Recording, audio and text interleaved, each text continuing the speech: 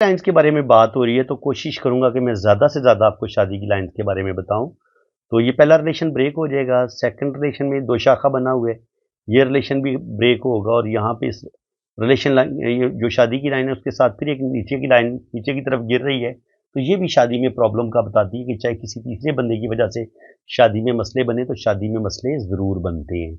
यहाँ पे आप देखें तो जो भी पहला रिलेशन होगा वो ब्रेक हो जाएगा, यहाँ पे शादी की लाइन में कट आया और फिर ये दो शाखा भी बने, तो ये वाली शादी भी इनकी बहुत ज़्यादा प्रॉब्लम का शिकार होगी।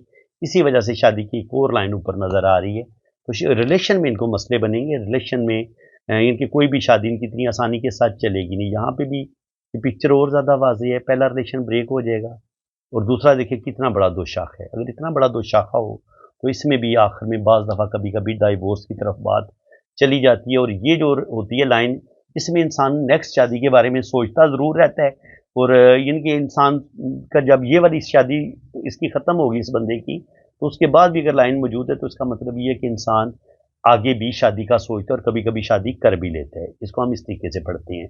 ठीक है जी, यहाँ पे आप देखें तो बिल्कुल जो भी पहली शादी की लाइन है वो ब्रेक है, मंगनी वगैरह टूटेगी, ये वाली भी प्रॉब्लम का बता रही है। ये इसलिए प्रॉब्लम का बता रही है कि इसके ऊपर फिर एक लाइन हमें ऐसे प्रॉब्लम वाली नज़र आ रही है, तो ये इनकी दो शादियाँ हो सकती हैं। ठीक है जी, पहली ब्रेक हो जाएगी और दूसरी में भी कुछ ना कुछ प्रॉब्लम, कुछ ना कुछ मसले चल सकते हैं। यहाँ पर भी इनके पहले दो रिलेशन ब्रेक हैं और ये तीसरे वाला चल जाएगा। पहले एक दो मंगनियाँ टूटेंगी लेकिन फिर इनकी जो शादी होगी वो कामयाब हो जाएगी।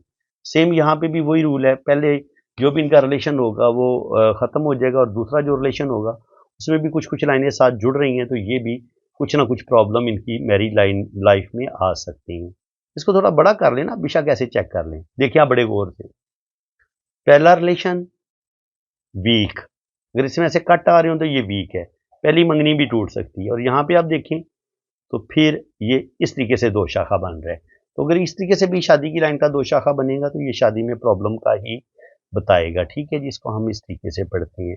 यहाँ पे भी पहले दो रिलेशन की लाइनें ब्रेक होंगी, फिर एक ये वाली शादी हो सकती है इनकी यहाँ पे, लेकिन इसके बाद चूंकि एक और लाइन मौजूद है तो इसका मतलब ये कि ये वाला रिलेशन भी इनका ब्रेक हो जाएगा और ये फिर सेकंड मैरिज की तरफ जा सकते हैं। यहाँ पे भी इनका जो यहाँ पे हमें एक ही लाइन नज़र आ रही है, यहाँ पे मैं एक ही लाइन नज़र आ रही है लेकिन एंड पे जाके ये भी दो शाखा होती नज़र आ रही है। इसका मतलब ये है कि शुरू में से शादी बड़ी ज़बरदस्त चलेगी लेकिन आगे जाके फिर शादी में मसले बन सकते हैं। देखिए इतना बारीकी से आपको शादी की लाइन्स को पढ़ना पड़ता है, उसका एंड देखना पड़ता है। अगर एंड पे हमें एक अक्सा नज़र आता है दो शाखे का, तो उसका मतलब ये होता है कि शादी में चाहे 10 साल के बाद इख्तलाफात बने, लेकिन इख्तलाफात ज़रूर होंगे, लड़ाई झगड़े ज़रूर होंगे, जिसकी वजह से शादी में प्रॉब्लम आ जाएंगे। जो धुंधली तस्वीर होगी उसका हम ज़्यादा नहीं अच्छा पढ़ सकते, तस्वीर हमें बिल्कुल क्लियर भेजेंगे तो हम ज़्यादा बेहतर बताएंगे। तो जो भी पहला रिलेशन होगा उसमें मसले बनेंगे और शादी की लाइन के ऊपर अगर काला तिल आ जाए ऐसे यहाँ पे, तो वो तो 100% प्रॉब्लम का बताता है। अगर शादी की लाइन पे तिल आ जाए तो शादी फिर प्रॉब्लम का शिकार ज़रूर होती है। यहाँ पे आप देखें तो जो भी इनका पहला रिलेशन होगा वो टूटने की तरफ जाएगा और सेकंड में भी इनको, क्योंकि वो लाइन बड़ी वीक है, छोटी है, तो सेकंड में भी इनको प्रॉब्लम का सामना करना पड़ेगा।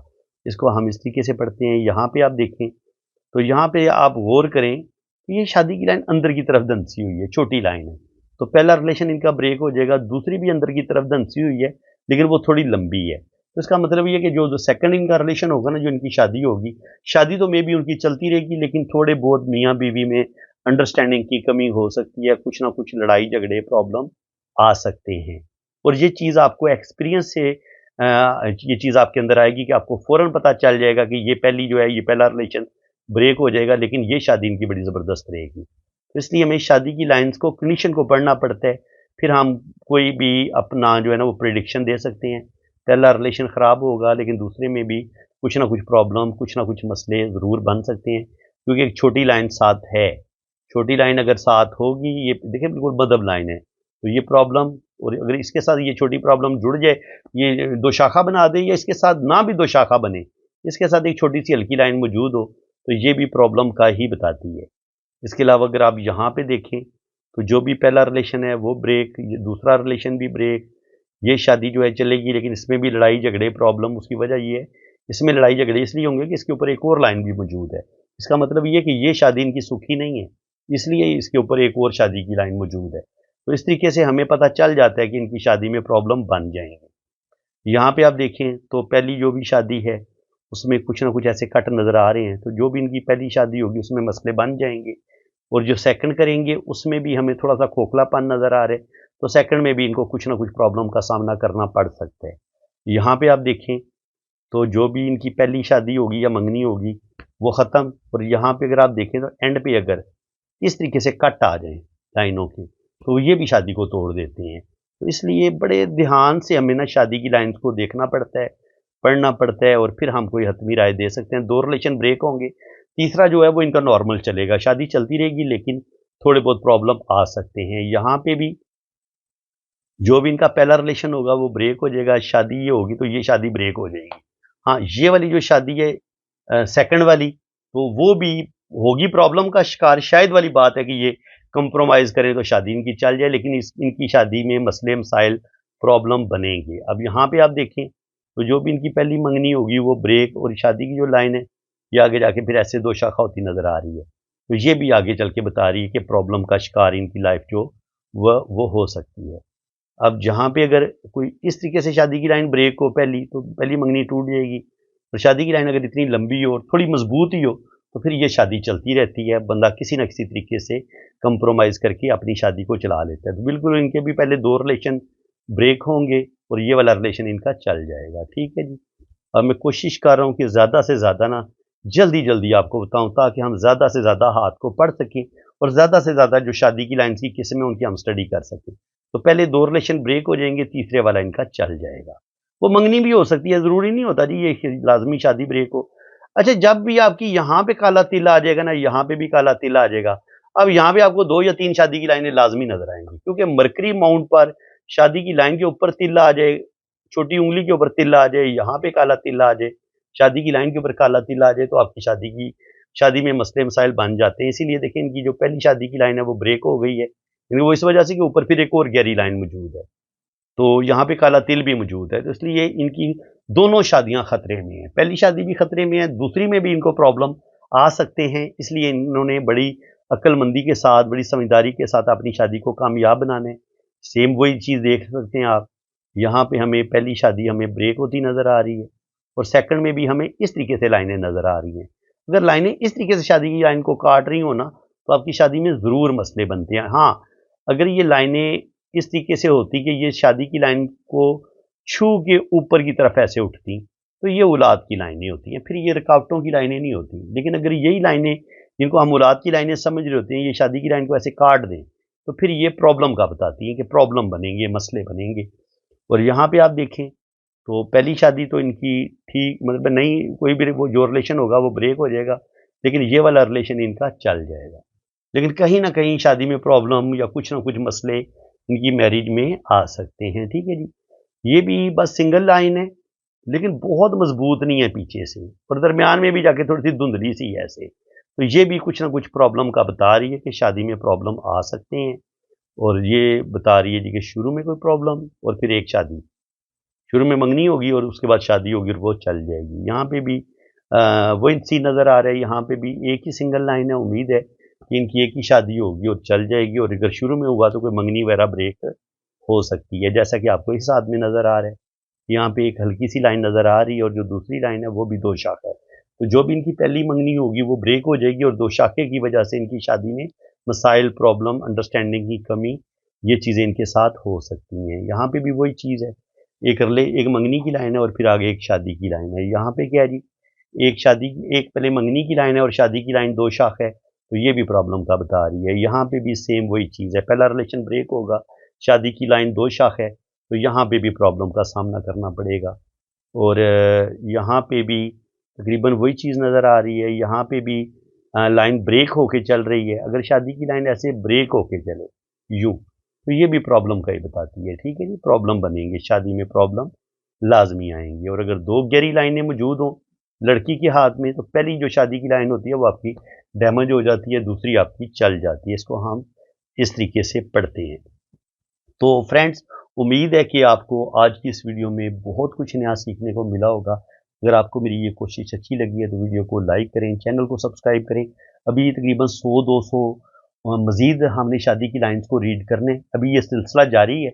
इंशाअल्लाह ताला मैं कोशिश करूँगा कि आपको ज़्यादा से ज़्यादा डीपली इल्म पामिस्ट्री सिखाऊँगा ताकि आप बहुत अच्छे पामिस्ट बन सकें और आप जब शादी की लाइन्स को पढ़ें तो आप बहुत एक्सपर्ट हों। क्योंकि आप सिर्फ एक नज़र डालेंगे शादी की लाइन पे तो आपको पता चल जाएगा कि शादी इनकी कैसी रहेगी।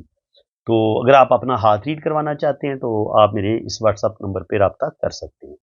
जिन लोगों ने अपना हाथ रीड करवाना है ना, तो हाथ रीड करवाने का तरीकाकार ये है कि मैं आपका सबसे पहले लोशो बर्थ चार्ट बनाऊँगा। लोशो बर्थ चार्ट के लिए आपने मुझे बिल्कुल आपकी जो accurate exact date of birth है वो आपने मुझे सेंड करनी है। जो आपकी असल तारीख़ पैदाइश है वो मुझे आपने मुकम्मल बतानी है। आप किस तारीख़ को पैदा हुए हैं, किस महीने को पैदा हुए हैं और किस साल पैदा हुए हैं। ये 3 चीज़ें आपने बिल्कुल अपनी एग्ज़ैक्ट बतानी है। इसके अलावा फिर मैं आपकी वैदिक कुंडली बनाऊँगा। तो वैदिक कुंडली के लिए मुझे आपका टाइम ऑफ बर्थ बिल्कुल एक्यूरेट चाहिए कि आप कितने बजे पैदा हुए थे। और अगर कुछ लोगों को अपना टाइम ऑफ बर्थ का नहीं पता होता लेकिन अपनी डेट ऑफ बर्थ का 100% सही पता होता है, तो वो फिर आपकी जो बहन-भाइयों की तरतीब होगी ना, उससे मैं आपका टाइम ऑफ बर्थ एक्यूरेट निकाल लूँगा। आपने करना क्या है कि आपने मुझे अपनी असल तारीख़ पैदाइश बतानी है।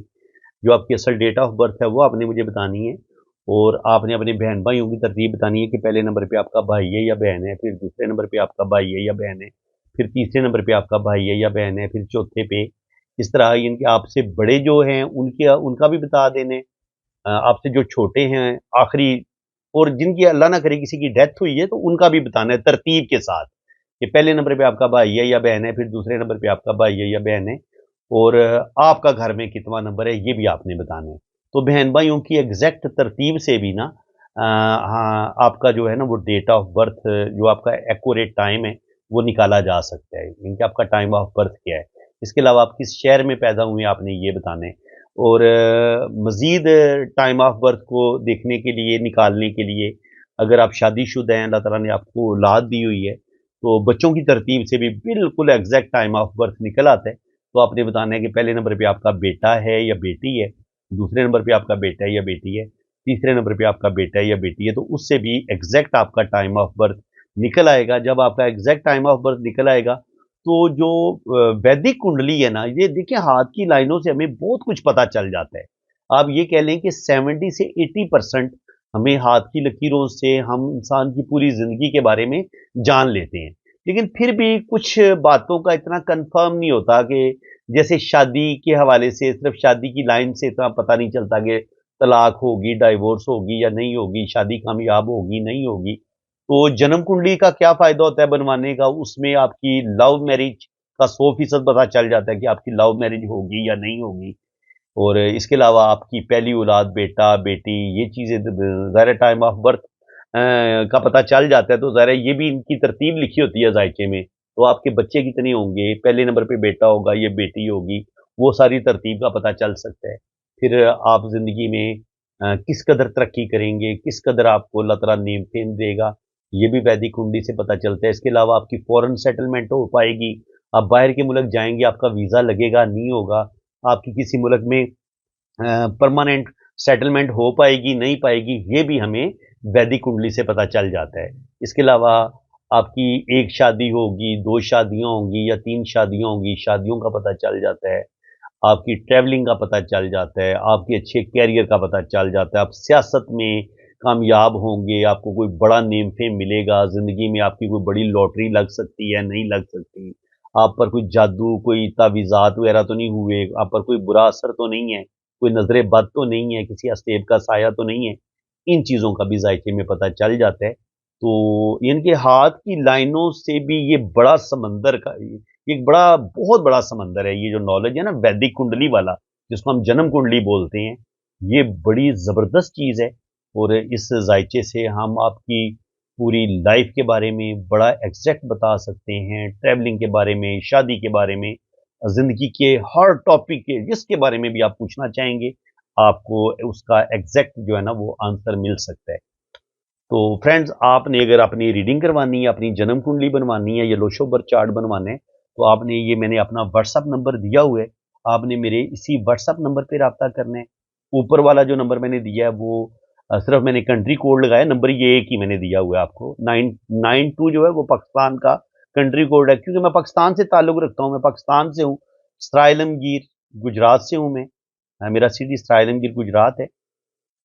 तो ये मेरा व्हाट्सअप नंबर है, आप मेरे इसी नंबर पे राब्ता करें। और अगर आपको कमेंट सेक्शन में कोई बंदा अपना नंबर देने की कोशिश करता है, तो इस नंबर के अलावा आपने किसी और नंबर पे राब्ता बिल्कुल नहीं करना है। जिस बंदे ने भी रीडिंग करवानी है, तो सिर्फ़ और सिर्फ़ आपने मेरे इसी नंबर पे राब्ता करना है। यहाँ पे मेरी सेक्रेटरी बात करेंगी, या मैं कभी-कभी खुद भी अटेंड कर लेता हूँ। तो यहाँ पे आपको ना वो एक बेहतरीन रीडिंग मिलेगी इंशाअल्लाह ताला, ये मेरा वादा है आपसे। तो फ्रेंड्स, अल्लाह ताला आपको खुश व खुर्रम रखे, अपनी हिफाज़त में रखे। आमीन सुम्मा आमीन। अल्लाह हाफ़िज़।